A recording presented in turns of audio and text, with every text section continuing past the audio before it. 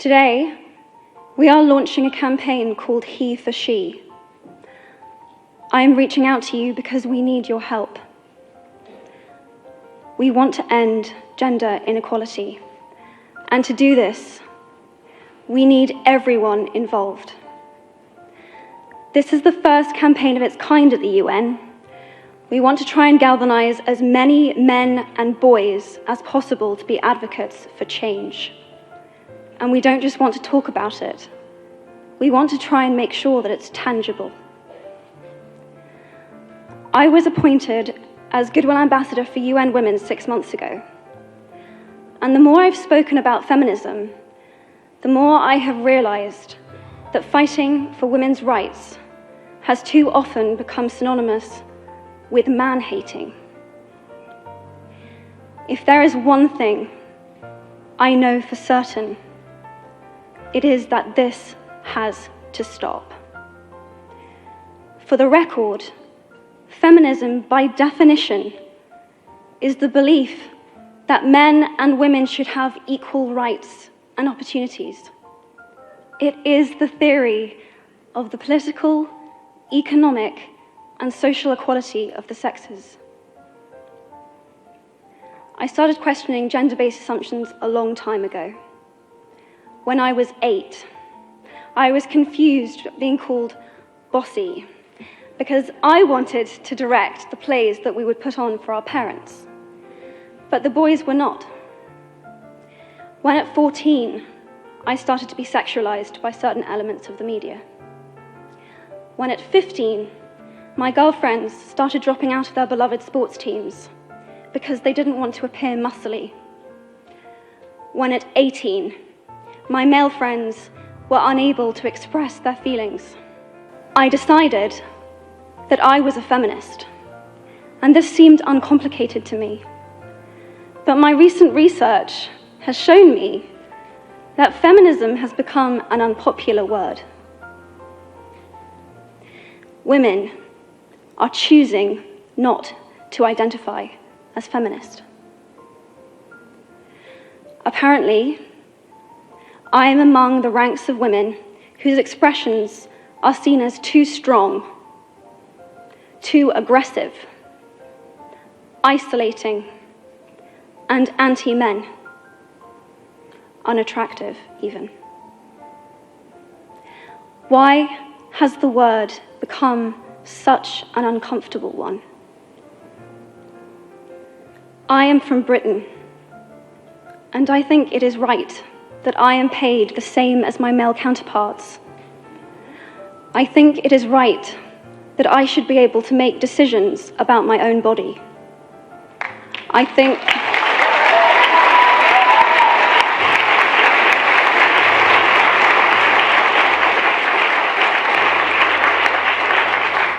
it is right that women be involved on my behalf in the policies and the decisions that will affect my life. I think it is right that socially I am afforded the same respect as men. But sadly, I can say that there is no one country in the world where all women can expect to receive these rights. No country in the world can yet say that they have achieved gender equality. These rights I consider to be human rights, but I am one of the lucky ones. My life is a sheer privilege because my parents didn't love me less because I was born a daughter. My school did not limit me because I was a girl. My mentors didn't assume that I would go less far because I might give birth to a child one day. These influences were the gender equality ambassadors that made me who I am today. They may not know it, but they are the inadvertent feminists who are changing the world today. We need more of those. And if you still hate the word, it is not the word that is important. It's the idea and the ambition behind it. because not all women have received the same rights that I have. In fact, statistically, very few have been.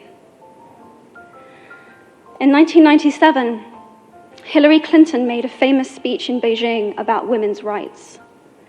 Sadly, many of the things that she wanted to change are still true today. But what stood out for me the most was that less than 30% of the audience were male. How can we affect change in the world when only half of it is invited or feel welcome to participate in the conversation? Men, I would like to take this opportunity to extend your formal invitation.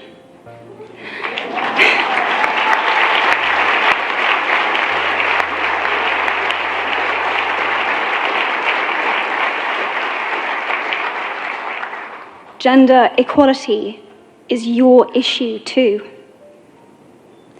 Because to date, I've seen my father's role as a parent being valued less by society, despite my needing his presence as a child as much as my mother's.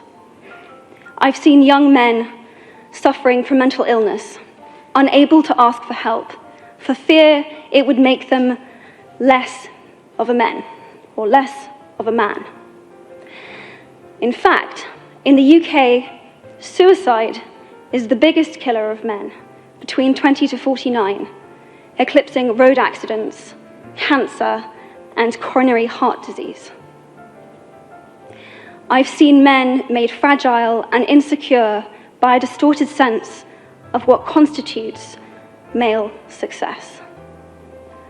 Men don't have the benefits of equality either. We don't often talk about men being imprisoned by gender stereotypes, but I can see that they are, and that when they are free, things will change for women as a natural consequence. If men don't have to be aggressive in order to be accepted, women won't feel compelled to be submissive. If men don't have to control, women won't have to be controlled. Both men and women should feel free to be sensitive. Both men and women should feel free to be strong. It is time that we all perceive gender on a spectrum instead of two sets of opposing ideals.